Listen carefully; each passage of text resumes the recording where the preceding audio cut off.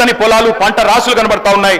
పంజాబ్ను హర్యానాను తలదన్నే విధంగా దేశానికే ధాన్య భాండాగారంగా మార్చింది తెలంగాణను ఖచ్చితంగా కేసీఆర్ ప్రభుత్వమే. ఈ విషయంలో ఎవరికి కూడా అనుమానాలు అవసరం లేదు అధ్యక్ష. ఈ రోజు ఒకనాడు వలసలు ఇక్కడి నుంచి పోయే వాళ్ళ అధ్యక్ష తెలంగాణ నుంచి రైతులు, కానీ ఇవాళ మన తెలంగాణకు వలసలు వస్తా ఉన్నారు అధ్యక్ష.